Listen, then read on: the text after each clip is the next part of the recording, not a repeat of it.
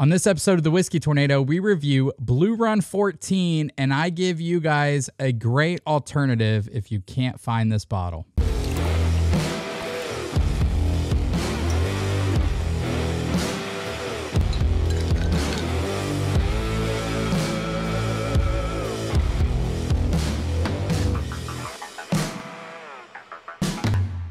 What's up, everybody, and welcome to another episode of The Whiskey Tornado. I'm your host, Lance. Today, we are reviewing Blue Run 14. This is a Jim Rutledge product. This is sourced bourbon. It comes in at $200. It's an expensive bottle. I'm going to give you guys a great alternative if you can't get your hands on this. I think there were only like 10,000 bottles produced. For those of you new to The Whiskey Tornado, let me quickly explain our scoring system to you guys. We have 7 categories. 2 of those categories are handicap. Those are appearance and availability. Then we go into the nose, palate, finish, body, and value.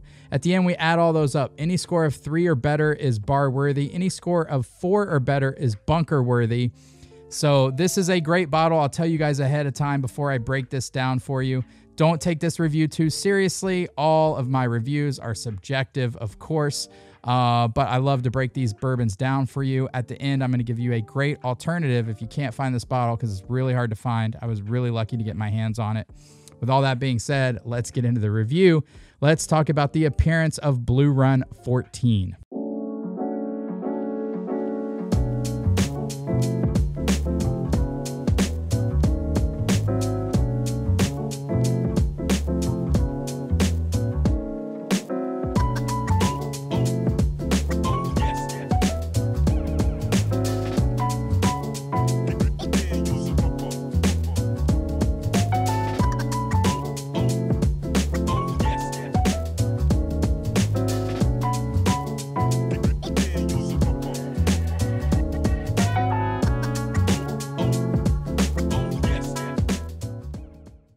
As you can see, guys, the bottle is beautiful. I love it. They obviously have a great marketing team.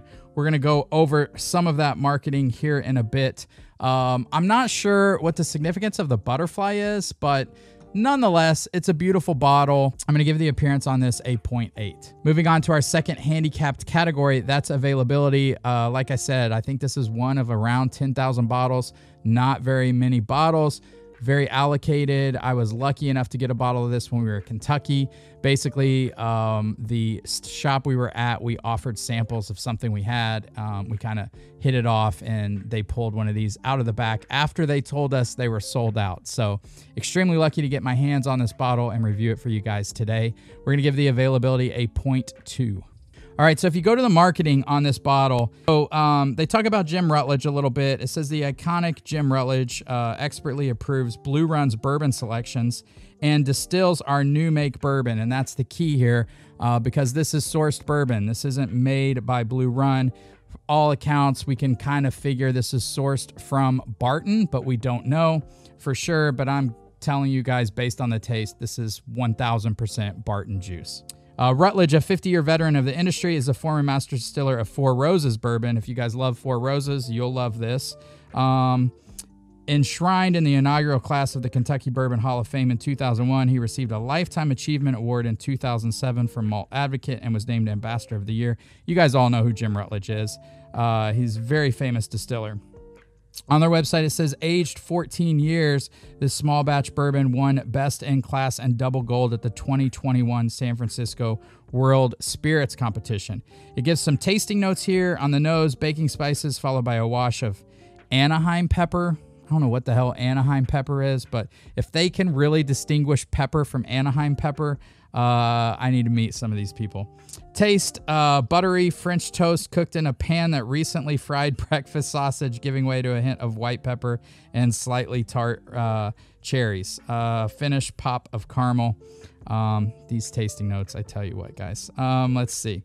We are going on to their story. So it says their story. Blue Run Spirits was founded as an ideal. We wanted to create a super premium bourbon that tasted so rich and smooth it would entice a new generation of enthusiasts as well as satisfy the most discerning aficionado. Big surprise, they're like covering all the facets of the bourbon community. They're going from the new people that like smooth bourbon to the aficionados who like higher proof stuff. The banks of Kentucky's Royal Spring, what co-founder Jesse McKnight called the Blue Run as a kid, with its pure limestone filtered water, seemed like the perfect place to start. After all, as the birthplace of bourbon in 1789, the Blue Run is steeped in more than 2 centuries of distilling history, and now it's where bourbon is being reborn. I don't know that bourbon needs to be reborn. The the movement is going. It's fantastic. It's going, and it's alive, and it's fine. So you know, they've got a lot of marketing stuff going on here. That's your typical marketing BS. The fact is, they sourced this bourbon. They didn't distill it themselves. Jim Rutledge picked it, however, and Jim Rutledge has a fantastic palate. This comes from Barton Distillery, at least I believe it does. So at the end of this, we're going to taste it against a 1792 store pick from A1 Liquors in Effingham, which is fantastic, and we're going to see which one wins. All right, all that being said, let's get into the nose on this guy. So Blue Run 14, the nose is phenomenal, really, really good. It's sweet. There's like candiness, like candy to it. Very, very fruity. There is caramel there. Tart fruits, really tart fruits. I'm going to give you guys this note, and don't let it throw you off, but it's Dickel-esque as far as the fruit goes. Those minerality notes aren't there, but it's Dickel-esque on the nose. Meaning that like all the fruit notes that you love from Dickel Tennessee whiskey are there. Very Smarties. It's very Smarties on the nose to me. Really nice on the nose. I'm going to give it a 0.7. All right, let's move on to the palate. Cheers, everybody.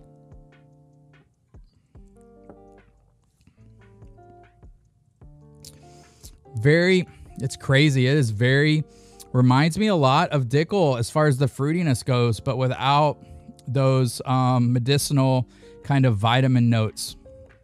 Lots of red fruits there. Extremely concentrated, really concentrated sweetness. Smarties like is the one thing that comes to my mind. Cinnamon Red Hots as well. Really nice palate. I'm going to give it a 0.7 on the palate. All right, moving on to the finish. The finish, you can tell there's some age there because it is a little tannic, a little drying. You get a nice barrel spice. Those cinnamon red hots carry through. Some pepper. I don't know about whatever kind of pepper they said, but there is some peppery spice there. There's some tobacco notes, a little bit of tobacco notes, but still a little tannic. If it wasn't for the little bit of tannic and dryingness on the end, I would give it higher on the finish because the finish goes for a while. You don't want to jump right into it. This is a whiskey you want to take your time with, but it's not perfect. That 14 years, I think they pulled it from the barrel at the perfect time. I think if they had waited any longer, this would have went too far tannic, and I wouldn't have liked it. But the finish is really good. I think they pulled it out of the barrels at the right time. We're going to give the finish a 0.7. Okay, moving on to the body. And this is where this shines. 14 years, that, 113 proof, I think. It's really dense, really thick. Those flavors are concentrated. It's oily.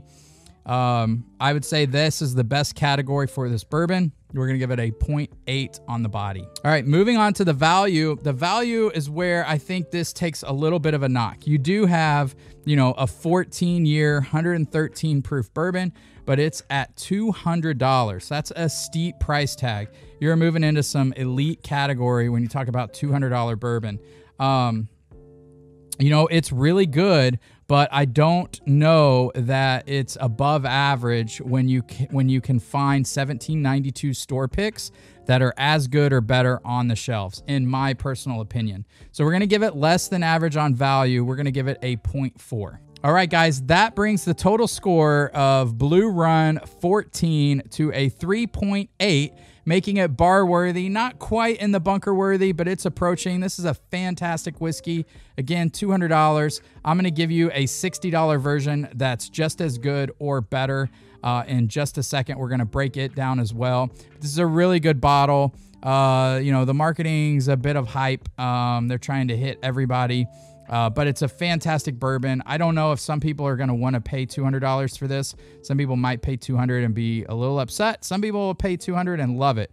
If you love, you know, that candy sweetness, really rich flavors, you're going to absolutely love this. And I wouldn't be upset if I bought it for $200. I bought it for $200.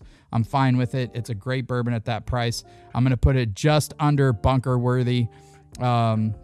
It's crazy to me. I'm pretty positive this is Barton Juice, but it does have some of those Dickel-esque characteristics as far as the fruitiness goes, but without any of the minerality, kind of Flintstone vitamin note. But it's got all the fruit notes of Barton's. A lot of Barton's products I get like canned fruit salad, like the syrup in that. That's the kind of notes I get, and that's what I'm getting in this, with a lot of like Smarty kind of sweetness, if that makes sense.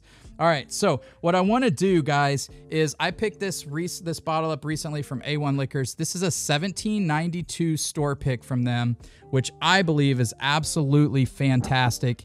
It comes in at 125 proof, so I did add a couple drops of water. I would suggest with this particular bottle, if you're in the Rusty Water Society and you have this 1792 pick, add a couple drops of water. You are going to absolutely love this. I actually think that for more than half the price, it beats Blue Run 14. So we're going to taste it here real quick and nose it. The nose on this is so good. The appearance, you know, I don't like 1792 bottles that much, so I'm going to give it about a 0.4 on the appearance. The availability, since it's a store pick, we're going to have to go less than average. We're going to give it a 0.3.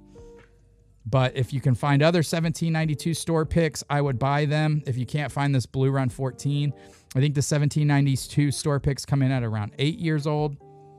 The nose on this, a lot of the same notes as the Blue Run. It's because it's from, you know, more than likely the same distillery. But a lot of those fruit notes, red fruits, a little bit of Smarties.